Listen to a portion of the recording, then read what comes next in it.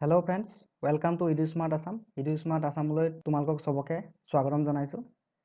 আজি আমি ভাৰতীয় সংবিধান আৰু মৌলিক অধিকাৰ এই টপিকটোৰ বিষয়ে ভালকৈ আলোচনা কৰিম। আমাৰ মেইন উদ্দেশ্য আজি মৌলিক অধিকাৰৰ বিষয়ে জনা, কিন্তু আমি তাৰ আগতে ভাৰতীয় সংবিধানৰ কিছু কথা আমি চাই ল'ম, জানিবলগীয়া কথা। মই আশা কৰিছোঁ তোমালোকক এই ভিডিঅ'টো ভাল লাগিব। এতিয়া আমি আগবাঢ়িছোঁ। আমি এতিয়া প্ৰথমতে ভাৰতীয় সংবিধানৰ বিষয়ে জানিম, আৰু ভাৰতীয় সংবিধানত আমি জানিবলগীয়া কথা হৈছে কিছুমান ইণ্টাৰেষ্টিং কথা হয়। প্ৰথমটো আমি চাওঁ কি হৈছে ইয়াত, the longest written constitution of the world, মানে আমাৰ ভাৰতীয় সংবিধানখন চবতকৈ দীঘল লিখিত সংবিধান হয় গোটেই পৃথিৱীৰ ভিতৰত। আৰু ইয়াৰ এডাপশ্যন কেতিয়া কৰিছিলে? 26 জানুৱাৰী 1949, মানে আমি কনষ্টিটিউশ্যন এডাপ্ট কৰি লৈছিলোঁ নিজৰ কাৰণে। আৰু ফুল এফেক্ট কেতিয়া আহিছে? যেতিয়া 6 জানুৱাৰী 1950, 26 নৱেম্বৰ 1949ত আমি এডপ্ট কৰিছিলোঁ, মানে আমি এখন আমাৰ সংবিধান হয় বুলি আমি সন্মতি প্ৰকাশ কৰিছিলোঁ বা লৈছিলোঁ। আৰু তাৰপিছত 26 জানুৱাৰী 1950ত এখন ফুল এফেক্টত আহিছে। আৰু এখন বনাবলৈ কিমান দিন লাগিছিলে গাইজ চাই লোৱা, 2 year 11 month and 18 days। গোটেই সংবিধানখন বনাবলৈ ইমান দিন লাগিছিলে। আৰু আমাৰ সংবিধানখনত মেইনলি আছে 395 আৰ্টিকলছ, 22 পাৰ্টছ এণ্ড 8 শিডিউল। আৰু আমাৰ সংবিধানখন বনাবলৈ যি কনষ্টিটিউট এছেম্বলি আছিলে, সেই এছেম্বলি তোমাৰ প্ৰেচিডেণ্ট আছিলে ডক্টৰ ৰাজেন্দ্ৰ প্ৰসাদ, আৰু চেয়াৰমেন হ'ল বি.আৰ. আম্বেদকাৰ। বি.আৰ. আম্বেদকাৰ কিহৰ চেয়াৰমেন আছিলে? Drafting committee. ড্ৰাফটিং কমিটি মানে হৈছে গোটেই সংবিধানখন ডক্টৰ বি.আৰ. আম্বেদকাৰ দেৱে তেওঁ সহযোগীৰ সহায়ত লিখিছিলে, অৰ্থাৎ গোটাই মেলি ধুনীয়াকৈ সজাই পৰাই লিখিছিলে। এতিয়া আমি next fundamental rights. Fundamental rights মানে হৈছে মৌলিক অধিকাৰ। মৌলিক অধিকাৰৰ বিষয়ে আহিছোঁ। আৰু এই মৌলিক অধিকাৰ হৈছে আমাৰ গণতন্ত্ৰৰ ভেটি স্বৰূপ, বা আমি যিবিলাক সুবিধা লৈ আছোঁ, আমাৰ চৰকাৰে যিবিলাক সুবিধা দিছে আৰু আমি যিবিলাক গ্ৰহণ কৰি আছোঁ, সেইবিলাক চব এই আমাৰ ফাণ্ডামেণ্টেল ৰাইটছৰ কাৰণে আমি লাভ কৰিছোঁ। গাইজ, এইখিনিতে মই তোমালোকক কওঁ যে কিছুমান দেশ আছে যে বহুত আমি দেখোঁ যে বহুত কঠোৰ শাসন হয় তাত। সেইবিলাক জেগাত আমাৰ নিচিনাকৈ ইমান মানুহৰ ইণ্ডিপেণ্ডেণ্ট বা স্বাধীনতাটো নাই। তেতিয়া সেইবিলাক দেশত কি হয়, ফাণ্ডামেণ্টেল ৰাইটছৰ কিছুমান সকলো সুবিধা তেওঁলোকে গ্ৰহণ কৰিব নোৱাৰে, আৰু তেওঁলোকে সদায় চৰকাৰৰ সাপেক্ষে বা চৰকাৰৰ বিৰুদ্ধে একো মাত মাতিব নোৱাৰে। কিন্তু আমাৰ ইয়াত দেখিছা যে আমাৰ মানুহে যদি কিছুমান কথা প্ৰব্লেম পায়, তেতিয়াহ'লে মানুহে আন্দোলন কৰিব পাৰে, চৰকাৰক প্ৰতিবাদ কৰিব পাৰে। আমাক এইবিলাক ৰাইটছ আমাৰ সংবিধানে দিছে, আৰু এই সংবিধানৰ কাৰণে আমি আচলতে ইমান স্বাধীনভাৱে কামবিলাক কৰিব পাৰোঁ। আৰু ইয়াত আমি প্ৰথমতে চাওঁ ফাণ্ডামেণ্টেল ৰাইটছ যিটো আছে আমাৰ সংবিধানত আছে, সেই ৰাইটছটো ক'ৰ পৰা লোৱা হৈছে? সেই ৰাইটছবিলাক মেইনলি ক'ৰ পৰা লোৱা হৈছে? USA পৰা লোৱা হৈছে। USA, United states of America. ইয়াত তোমালোকৰ ইয়াৰ পৰা বৰোড মানে তাৰ পৰা ধাৰ লোৱাটো বুজাইছে। ইয়াত এইটো নহয় যে বৰোড কৰা মানে USA যিবিলাক ফাণ্ডামেণ্টেল ৰাইটছ আছে তাৰ পৰা ডাইৰেক্ট উঠাই আনি আমাৰ ইয়াত জেৰক্স কৰি দিয়া নিচিনা কথা হোৱা নাই। ইয়াত আমাৰ নিজৰ সুবিধা মতে আমাৰ ভাৰতীয় নাগৰিকৰ যিটো সামাজিক ব্যৱস্থা, সেই সামাজিক ব্যৱস্থাৰ ওপৰত ভিত্তি কৰি আমি নিজৰ মতে এই ৰাইটছটো গ্ৰহণযোগ্য কৰি লৈছোঁ। আৰু সংবিধানৰ এই ফাণ্ডামেণ্টেল ৰাইটছ আমাৰ সংবিধানৰ পাৰ্ট 3 অৰ্থাৎ 3 নম্বৰ পাৰ্টত আছে। আৰু ইয়াৰ লগতে জানিবলগীয়া কথা হ'ল আমাৰ ডাইৰেক্টিভ প্ৰিন্সিপল, নিৰ্দেশাত্মক নীতি আৰু ফাণ্ডামেণ্টেল ডিউটিছ, আমাৰ যিবিলাক মৌলিক কৰ্তব্য বুলি কওঁ আমি, সেইবিলাক ক'ত আছে আমি জানিলোঁ। এইটো পৰীক্ষাৰ বাবে অতি দৰকাৰী হয়। পাৰ্ট 4ত কি আছে তোমাৰ? ডাইৰেক্টিভ প্ৰিন্সিপল অৰ্থাৎ নিৰ্দেশাত্মক নীতি, চৰকাৰে কেনেধৰণৰ ৰুল ফ'ল' কৰিব লাগে বা কেনেধৰণৰ নীতি ফ'ল' কৰিব লাগে তাৰ বিষয়ে এই ডাইৰেক্টিভ প্ৰিন্সিপলত দিয়া আছে। আৰু ফাণ্ডামেণ্টেল ডিউটিছ হৈছে আমাৰ মৌলিক কৰ্তব্য, আমি কি কি কাম কৰিব লাগে ভাৰতৰ নাগৰিক হিচাপে, তাৰ বিষয়ে লিখা আছে তাত। গাইজ, ইয়াতে কৈ থওঁ তোমালোকক, ফাণ্ডামেণ্টেল ডিউটিছ আৰু ফাণ্ডামেণ্টেল ৰাইটছ এই দুটা ডিফাৰেঞ্চ আছে। আৰু ফাণ্ডামেণ্টেল ৰাইটছ হৈছে আমাৰ ৰাইটছ যিটো আমাক সংবিধানে দিছে আৰু এইটো চৰকাৰে আমাৰ পৰা এইটো ল'ব নোৱাৰে বস্তুটো। চৰকাৰে ইয়াত আমাক বাধা দিব নোৱাৰে। আমি যিবিলাক আমাক সংবিধানে দিয়া আছে সেইবিলাক আমি নিজৰ মতে কৰিব পাৰোঁ। কিন্তু ফাণ্ডামেণ্টেল ডিউটিজ মানে মৌলিক কৰ্তব্য, সেইটো আমাক সংবিধানত লিখা আছে, উপদেশ নিচিনাকৈ লিখা আছে। আমি এইটো মানিবও পাৰোঁ বা নামানিবও পাৰোঁ। আৰু টোটেল আমাৰ ৰাইটছ কেইটা আছে? ফাণ্ডামেণ্টেল ৰাইটছ 6টা আছে। এইটো জানিবলগীয়া কথা। আমাৰ 6টা ৰাইটছ আছে। আৰু এতিয়া আমি ফাণ্ডামেণ্টেল ৰাইটছৰ বিষয়ে ডিটেইলছত আলোচনা কৰিম। আমাক কি কি সুবিধা বা আমাক কি কি স্বাধীনতা ভাৰতীয় সংবিধানে আমাক প্ৰদান কৰিছে। ইয়াৰ প্ৰথমটো আছে ৰাইট টু ইকুৱেলিটি। আৰু ৰাইট টু ইকুৱেলিটি আছে article 14 to 18। Right to equality মানে হৈছে সংবিধানৰ চকুত সকলো সমান। এইটো মনত ৰাখিবা, article 14 to 18 right to equality. আৰু ই কি কৈছে? এই ৰাইটটো মতে এভৰিৱান ইজ ইকুৱেল বিফৰ ল, অৰ্থাৎ আইনৰ চকুত সকলো সমান হয়। কোনো ডাঙৰ নহয়, কোনো সৰু নহয়, আৰু সকলোৱে সমান সুবিধা পাব। আৰু ই কি কৈছে? আৰু ইয়াত লিখা আছে যে prohibition of discrimination on grounds of religion, race, caste and sex. ইয়াত পুৰুষ মহিলা বা জাতি বিভেদ বা ধৰ্মৰ ভিত্তিত আমি কাকো ডিছক্ৰিমিনেট কৰিব নোৱাৰোঁ, সকলো সমান। আৰু নেক্সট আহিছোঁ আমি ৰাইট টু ফ্ৰীডম।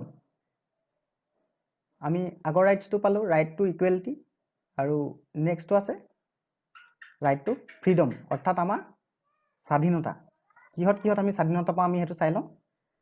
আৰু এই ৰাইট টু ফ্ৰীডমৰ বিষয়ে সংবিধানৰ আৰ্টিকল 19 to 22 এইটো মনত ৰাখিবা। আৰ্টিকল 19 to 22ত ইয়াৰ বিষয়ে ডিটেইলছত লিখা আছে। আৰু মই ইয়াত তোমালোকক ডিটেইলছত ইয়াতো দেখাইছোঁ যে আমি ৰাইট টু ফ্ৰীডমৰ পৰা আমি কি কি সুবিধা পাওঁ। Freedom of speech and expression. আমি ফ্ৰীডম অফ স্পীচ মানে আমি স্বাধীনভাৱে যিকোনো বিষয়ৰ ওপৰত কথা ক'ব পাৰোঁ। আমি চৰকাৰ বিৰুদ্ধেও ক'ব পাৰোঁ, আমি সাপেক্ষেও ক'ব পাৰোঁ। আমি যিকোনো ঘটনাৰ ওপৰত আমি মত প্ৰকাশ কৰিব পাৰোঁ। এক্সপ্ৰেছন মানে আমি ফিলিংছ, আমি খং উঠিলে ক'ব পাৰোঁ, ঠিক তেনেধৰণৰ। আৰু নেক্সটটো আছে right to life and personal liberty. Right to life মানে আমাৰ নিজৰ লাইফৰ ওপৰত আমাৰ নিজৰ ফ্ৰীডম আছে, মানে আমাৰ জীয়াই থকাৰ অধিকাৰ ৰাইট টু ফ্ৰীডমৰ পৰা আমি পাইছোঁ। ৰাইট টু লাইফ, কোনোবাই যদি আমাৰ এইটো ৰাইট টু লাইফ এই অধিকাৰটো আমাক হনন কৰিব চেষ্টা কৰে, তেতিয়াহ'লে ই কি হ'ব? পানিছেবল বাই কোৰ্ট, অৰ্থাৎ আইন প্ৰয়োগ কৰি আমি তাৰ বিৰুদ্ধাচৰণ কৰিব পাৰোঁ। আৰু পাৰ্চনেল লিবাৰ্টি, আমি পাৰ্চনেলি আমি যিবিলাক কাম কৰোঁ, ধৰি লওক আমি ক'ৰবাত ঘূৰিছোঁ, ক'ৰবাত আছোঁ, কিবা কৰিছোঁ, এইবিলাক পাৰ্চনেল লিবাৰ্টি। ইয়াত গভৰ্ণমেণ্টে আমাক বাধা দিব নোৱাৰে। তাৰপিছত আছে কি? Right to move freely anywhere in India. মানে আমি স্বাধীনভাৱে ভাৰতৰ যিকোনো জেগাত যাব পাৰোঁ আৰু থাকিব পাৰোঁ। কিন্তু গাইজ ইয়াত অলপ প্ৰব্লেম দেখা যায়। আমি এইটো সংবিধানে কিন্তু আমাক এইটো অধিকাৰ দিয়া আছে, কিন্তু লোকেল মানুহৰ প্ৰব্লেম দেখা যায়। কিন্তু যে কি নহওক, এইটো সংবিধানে দিয়া আছে কাৰণে এইটো আমাৰ অধিকাৰ, আৰু আমি এইটো কৰিব পাৰোঁ। তাৰপিছত আছে ৰাইট টু এডুকেশ্যন। গাইজ এতিয়া আধুনিক যুগত আমি শিক্ষাৰ বাহিৰে, শিক্ষাৰ অবিহনে আমি একো সুবিধা গ্ৰহণ কৰিব নোৱাৰোঁ। সেইটো কাৰণে কি হ'ল, চৰকাৰে আমাক ৰাইট টু এডুকেশ্যন, এইটো আৰ্টিকল 21A দিয়া আছে।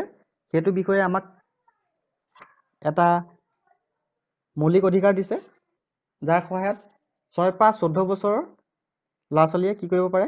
শিক্ষা লোৱাটো বাধ্যতামূলক, আৰু এইটো তেওঁলোকৰ কাৰণে এটা ৰাইট হয়। তেওঁলোকৰ পৰা কোনো বঞ্চিত কৰিব নোৱাৰে। ইয়াৰ দ্বাৰা তোমাৰ কি হয়, কোনোবাই যদি সৰু সৰু ল'ৰা ছোৱালীক কামত লগাই থয় বা পঢ়া শুনাৰ পৰা বঞ্চিত কৰে, যদি মাক বাপেকেও যদি ল'ৰা ছোৱালীক পঢ়া শুনাৰ পৰা বঞ্চিত কৰিব বিচাৰে, তেতিয়া আমি কোৰ্টৰ ওচৰত যাব পাৰোঁ আৰু ইয়াৰ বিৰুদ্ধাচৰণ কৰিব পাৰোঁ। ইয়াৰ পিছত নেক্সট আহিছোঁ ৰাইট এগেইনষ্ট এক্সপ্লইটেশ্যন। ইয়াত আছে তোমাৰ আৰ্টিকল 23 to 24ত এই বিষয়ে লিখা আছে আমাৰ ভাৰতীয় সংবিধানত। ইয়াত তোমাৰ মেইনলি আছে no traffic in humans and force labour. আমি মানুহক ব্যৱসায় হিচাপে আমি মানৱ শৰীৰ ব্যৱহাৰ কৰিব নোৱাৰোঁ, আৰু আমি বহুত জেগাত পাইছোঁ যে মানুহক ইলিগেলি তোমাৰ কাম কৰিবলৈ দিয়া হয় আৰু কষ্ট কৰিবলৈ দিয়া হয়, কিন্তু তাৰ বিনিময়ত কেতিয়াও তাহাঁতক পইচা দিয়া নহয়, তেওঁলোকক পইচা দিয়া নহয়। আৰু মানৱ দেহৰ চোৰাং অংগ ব্যৱসায়ী কৰাৰ কথা আমি চবেই জানো। এইবিলাক হৈছে এক্সপ্লইটেশ্যনৰ এটা পাৰ্ট হয়। আমাৰ সংবিধানে এইটো বিৰুদ্ধে আমাক অধিকাৰ দিছে। তাৰপিছত নেক্সট আহিছে ন' চাইল্ড ৱৰ্কাৰ, অৰ্থাৎ আমি সৰু সৰু ল'ৰা ছোৱালীক কামত ব্যৱহাৰ কৰিব নোৱাৰোঁ। এক্সপ্লইটেশ্যনৰ মিনিং হৈছে শোষণ, অৰ্থাৎ আমি তেওঁলোকক শোষণ কৰিব নোৱাৰোঁ কোনো কাৰণতে। এইটো আছে তোমাৰ আৰ্টিকল 23 to 24। এই আৰ্টিকুলৰ নাম্বাৰকেইটা মনত ৰাখিবা, কেতিয়াবা পৰীক্ষাত আহে এইটো। তাৰপৰা নেক্সট আহিছোঁ right to freedom of religion, অৰ্থাৎ আমাৰ ধৰ্মীয় স্বাধীনতা। ধৰ্মীয় স্বাধীনতাৰ বিষয়ে লিখা আছে কি?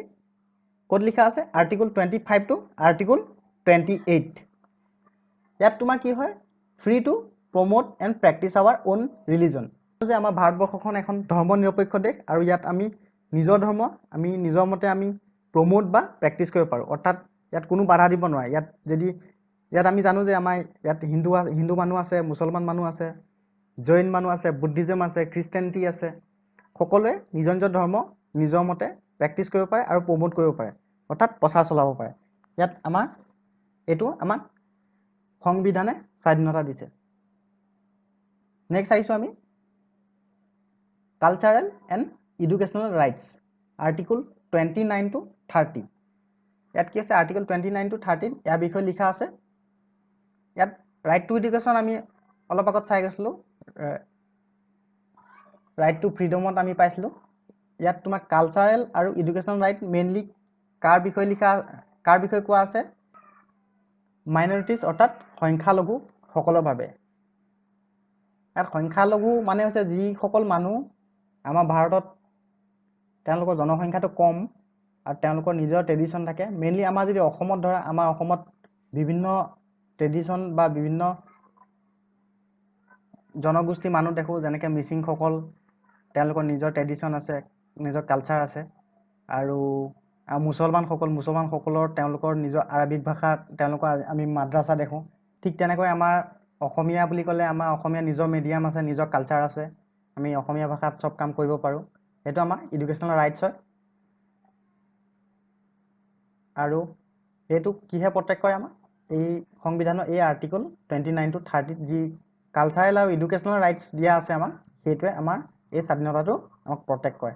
আৰু ইয়াৰ কাৰণে আমি আচলতে নিজৰ কালচাৰ আৰু নিজৰ এডুকেশ্যনেল ৰাইটছ আমি প্ৰয়োগ কৰিব পাৰোঁ।